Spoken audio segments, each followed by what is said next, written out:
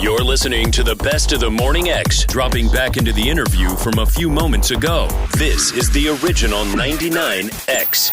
Going to go backstage now. We spent some time with Sheryl Crow and Sarah McLachlan. This is a two-parter. A couple things that are going to come up in the interview that if you don't know about them, I'm going to tell you what they are now. One is we mentioned a David Letterman situation where I asked her about this thing that was in Rolling Stone. If you read the Rolling Stone article, you know what it's talking about. But if you didn't, there was a very probing story on Sheryl probably 2 months ago when she was on the cover. One of the things was Dave asked her, "Did you write Leaving Las Vegas?" And she said, yes, she did, when in reality, it was a bunch of people that got together and wrote it. Or if the song was about her or there's some issue on that song and her. So she was being questioned by the article as to her integrity. Right. And then the article itself, though? The article itself was just talking about her manic depression, her days of not wanting to get out of bed. She felt like she wanted to kill herself. All these very, very personal things that Rolling Stone went into. I mean, it was in Rolling Stone. I'm not like leaking any secret. Yeah. She was on the cover a few months ago. We talked about this. It didn't shed her in maybe as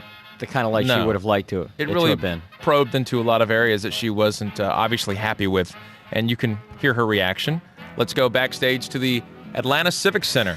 I have to say, Sheryl, I really do, and I'm not just like blowing smoke. I love the new CD, and we just yesterday started playing Every Day is a Winding Road, which is a cool song. And I'm hearing like a lot of stuff in the CD that, like in If It Makes You Happy, like there's definitely a Keith Richards riff in there, and I'm wondering if you were looking for artists in the CD to kind of sprinkle in.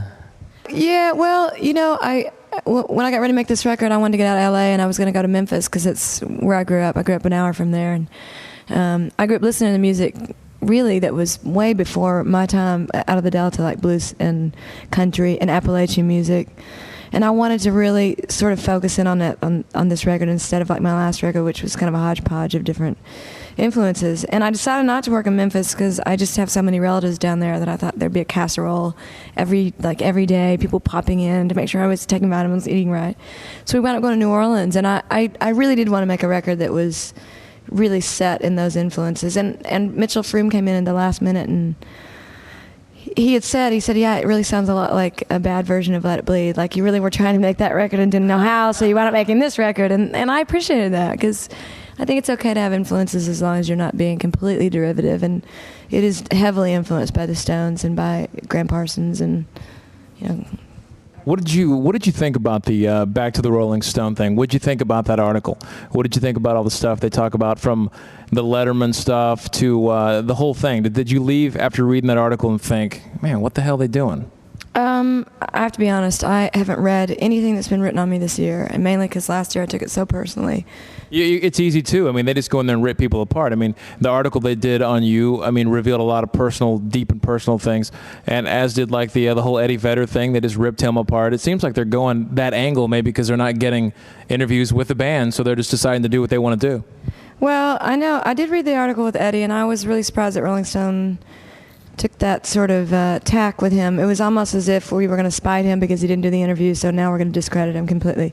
In my situation, the guy was on the road for 4 days, and although I would rather he not have written an entire article about the characters that were involved on the last record, I guess there were people that needed to know the truth about it, and there are still people out there who are still speculating as to whether I'm an artist or whether I'm even a musician or whether I'm this thing that a bunch of guys created. And that's how it came off. I mean, the article, us knowing that that's not true, but when you read that, you think about the people that don't know the behind-the-scenes stuff, and they're like making it look like they made you, and you just totally, jerked them over. Well, I didn't read the interview. I didn't read the article. From what I understand, the guy was really trying to take each, like for instance the Letterman thing, trying to take each instance and show what was claimed by these guys and then what really happened. And in his mind, he cleared up a lot of misconceptions. However, if you read it and took that from it, then obviously people are going to take what they're going to take from it. So, I can't really address it because I really don't know what was written. So. Easy just to stay away. You don't have to worry about it. I think the music speaks for itself, and it's a great record. Sarah, a lot of your fans want to know when the next Sarah McLachlan record is coming out. Hopefully by next June. You know, a lot of people do it to your CD. Cool. That is an excellent question. An excellent Chase. comment. Yes. Hi. Well, just you have to tell it like it is. Yes. Yours is a little too fast, Sheryl. Nothing personal, but Sarah's got the groove going. You know, doing the in the sheet jungle. Well, I tell you, Cheryl's got the sexy groove going, though. The sort of, mid-tempo. You're kind of the post party. Yeah, I'm kind of seeing Sheryl as the Saturday night, and then Sunday morning wake-up call would be to Sarah, reading the, Jimmy, what was the thing that you said that I wasn't at the show, Sarah's show at the Fox? You had said that Sarah came out and said something that really shocked the audience. What was it? You said, for the record, or something to that effect, I like penises. Your thoughts? What made you say that? Oh, I have no idea. Yeah, I probably meant it. Well, I'm sure you did. Most people don't just come out and start their show, hey, I like penises, let's jam. No, I think Some would like to. Let me set the record straight here. I think I was telling a story about a relationship that I was in and how incredibly sort of betrayed by myself that I projected this image onto this person that was completely unrealistic. And, so I was sort of painting this nasty picture as a preamble to the song. They went, but I was like, it's not because you always have, every time I say anything negative like that, it's this huge backlash of, oh my God, you hate men. Or these guys come and go, why do you say things like that? We feel so bad. I'm a sensitive guy, and so I always feel like I have to sort of justify it by, and sort of even things up going like, I'm not a man hater. I love men. I love penises. Don't get me wrong. But, and that was, I think that's the whole story, really. Sheryl, penises, your thoughts? Like or dislike? Well, I have to qualify it by saying it really depends on the penis. Okay. That brings me to my next question.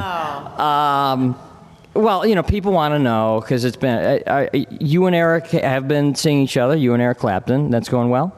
So we've gone from penis to Eric Clapton. Well, no, we're just going from the penis to somebody who owns one.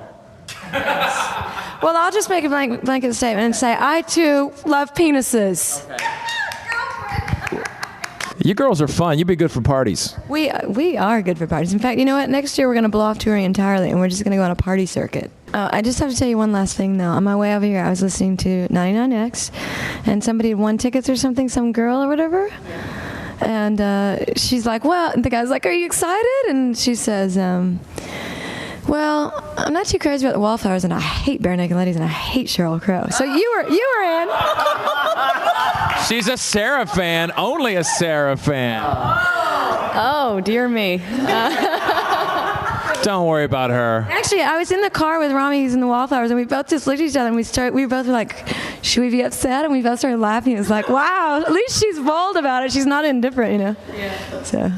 Thanks. It's been great. You guys are fun. See you later. The best of the Morning X on 99X. Barnes, Leslie, and Jimmy. The original 99X.